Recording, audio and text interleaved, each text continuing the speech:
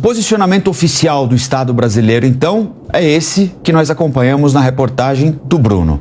O Ministério de Relações Exteriores espera a divulgação das atas, algumas delas desapareceram do mapa, ninguém sabe onde estão, quem levou, se vão voltar ou se não vão voltar. Mas o presidente da República, chefe de governo, se adiantou e disse o seguinte, vou abrir aspas aqui para o que disse o presidente na entrevista à afiliada da Rede Globo. Tem uma briga. Como vai resolver essa briga? Apresenta a ata. Se a ata tiver dúvida entre oposição e situação, a oposição entra com recurso e vai esperar na justiça tomar o processo. Aí vai ter a decisão, que a gente tem que acatar. Eu estou convencido de que é um processo normal e tranquilo. Lógico que vou reconhecer a vitória do Maduro a hora que for consagrada a vitória. Estou com o meu ministro Celso Amorim na Venezuela desde sexta. Ontem à noite ele teve uma conversa com o presidente Maduro e com o candidato da oposição. Na conversa com Maduro, Celso disse que as coisas só vão ficar definidas quando apresentar a ata.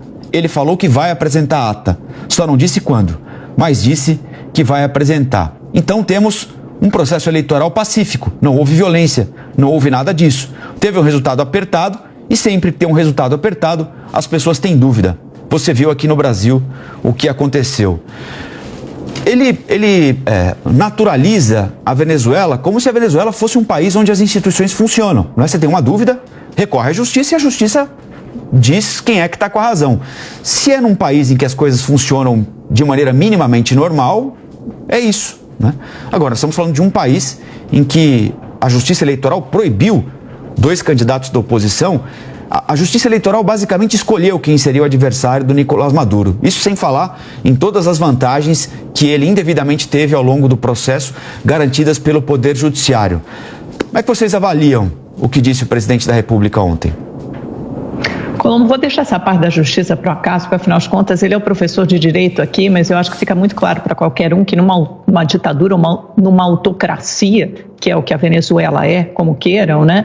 A justiça fica subordinada ao ditador de plantão, né? Ao líder de plantão, que no caso é o Maduro, e a última palavra é dele, não da justiça. Não existe justiça livre como existe no Brasil.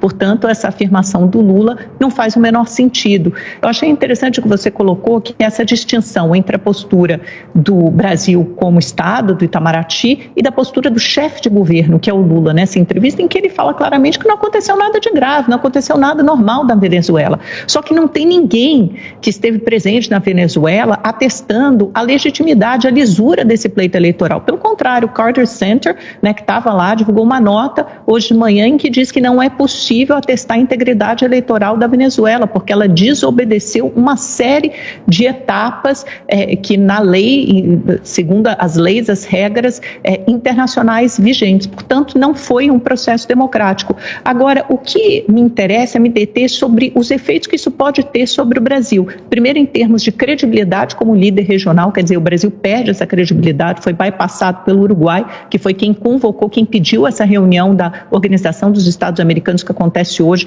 O Brasil não se pronunciou sobre a expulsão dos representantes diplomáticos de 7 países da região, portanto, perdemos a confiança, a credibilidade como ator regional para influenciar na nossa zona de interesse, que é a América Latina, e segundo, os efeitos que isso pode ter internamente para o próprio presidente Lula. Acho que ele não entendeu que carregar esses ditadores a tiracolo da Venezuela, da Nicarágua e de outros países só porque são governos simpáticos ao governo brasileiro, ao Lula, ou porque são governos tidos como de esquerda, não trazem nenhum ônus, não trazem nenhum bônus, pelo contrário, só trazem ônus. Isso provavelmente o Lula colherá os efeitos por essa declaração totalmente infeliz e falaciosa muito possivelmente até nos seus índices de popularidade, que vinham melhorando, mas a oposição certamente fará questão de grudar isso em Lula, quer dizer, grudar a pecha de que ele alimenta e de que ele apoia regimes ditatoriais. Colombo, você bem disse, o processo eleitoral como um todo na Venezuela, ele é eivado de vício, ele é cheio de ilegalidades. Quando a gente olha para a candidatura do Edmundo Gonzalez, ele nunca foi e dificilmente será o grande líder da oposição. A Maria Corina era a escolhida, ela tem capitaneado toda a oposição na Venezuela e por uma questão burocrática ela acabou sendo excluída da disputa.